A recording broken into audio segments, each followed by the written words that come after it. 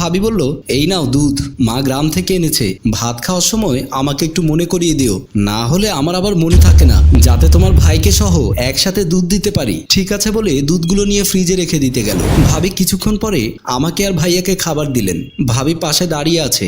ভাইয়ার প্লেট থেকে মাছের মাথাটা আমার প্লেটে দিয়ে বলল, ছোট, পড়াশোনার কি অবস্থা? কোনো সমস্যা হচ্ছে না তো?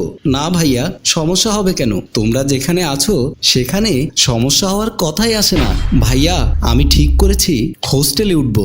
ওখানে 3টা টিউশনিও পেয়েছি। কদিন ধরে ভাবছি তোমাদের বলবো, কিন্তু তোমরা রাগ করো কিনা সেজন্য আর বলতে পারিনি। ভাইয়া বলল, তাই নাকি? এটা তো ভালো কথা। তাহলে আমি তোর কলেজে কথা বলে দেব।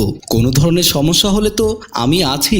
আমি বুঝতে পারলাম ভাবি অনেক খুশি হয়েছে, আর ভাইয়াও বেঁচে যাবে ভাবির কথাগুলো শোনার থেকে। হঠাৎ আমার মনে পড়লো গ্রাম থেকে আনা দুধের কথা। তাই কথাটা কিভাবে বলি আমার মাথায় আসছে না। একবার মন চায় ভাবিকে বলবো, আরেকবার মন চায় বলবো না। তারপর সাহস করে বলেই ফেললাম, ভাবি, দুধ খাবো।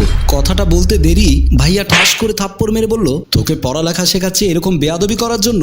আমি গালে হাত দিয়ে কিছু না বলে ওখান থেকে উঠে চলে আসলাম।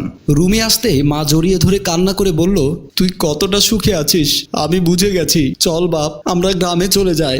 মায়ের কথা শুনে আমার ভালো লাগলো। অন্তত তাদের ঘাড়ের বোঝা থেকে তো মুক্তি দিতে পারবো। খেয়ে থাকি না খেয়ে থাকি তা তো কেউ দেখবে না।